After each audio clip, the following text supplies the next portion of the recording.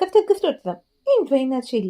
கர்த்தருக்கு உற்சாகமாய் கொடுக்க வேண்டும். யாத்ராகமம் 25வது அதிகாரம் முதல் 2 வசனம் பார்த்தீங்கன்னா, கர்த்தர் மோசேட்ட சொல்றாரு, இஸ்ரவேல் புத்திரர் எனக்கு காணிக்கை கொண்டு வரும்படி அவர்களுக்கு சொல்லு.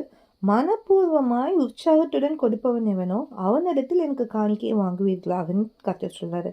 அதுல எவ்வளவு குறிப்பிட்டு கர்த்தர் சொல்றாரு பார்த்தீங்களா? யாரு மனப்பூர்வமா உற்சாகமா கொடுக்குறாங்களோ அவங்க கிட்ட வாங்குங்கன்ட்டு. இன்னைக்கு கர்த்தர் நம்ம கிட்ட எதிர்பார்க்கிறது என்ன தெரியுமா? நம்ம காணிக்கை கொடுக்கணும்னு நினைக்கிறோம். அது மாத்திரம் கிடையாது. நம்மள கர்த்தருக்கு கொடுக்கணும். சர்ச்சுக்கா ஞாயிற்றுக்கிழமை கட்டாயமா போகணும். ஒரு ஜெப கூட்டமா, ஐயோ வீட்டில் இருக்கவங்க கேட்க மாட்டாங்க, அதனால கட்டாயமா போகணும். இல்லை ஒரு ஃபாஸ்டிங் ப்ரேயர் நம்ம இருக்கணுமா, வசனத்துல இருக்கு, வாரத்துல ஒரு நாள் இருக்கணும், அப்படி கிடையவே கிடையாது. அது கர்த்தருக்கு பிடிக்காது.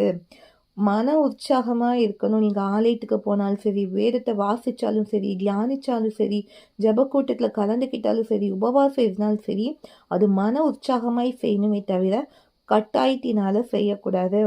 நம்மளுக்கு ஒருத்தவங்களை பிடிச்சிச்சுன்னா என்ன பண்ணுவோம்? அவங்களுக்கு பிடிச்ச மாதிரி சந்தோஷமா செய்வோம். அதே தான் நமக்காக ஜீவனை கொடுத்த தேவனுக்கு நம்முடைய நேரத்தை கொடுக்க நம்ம ஒரு நாள் யோசிக்க கூடாது. நம்ம நேரம், டேலண்ட் எல்லாத்தையும் கர்த்தருக்கு உற்சாகமாய் கொடுக்க பழகிக்கொள்வோம். கர்த்தரிடத்தில் ஐக்கியம் கொள்வோம். இதுவே இன்றைய நற்செய்தி. எனக்கு முடிந்தாகட்டும்.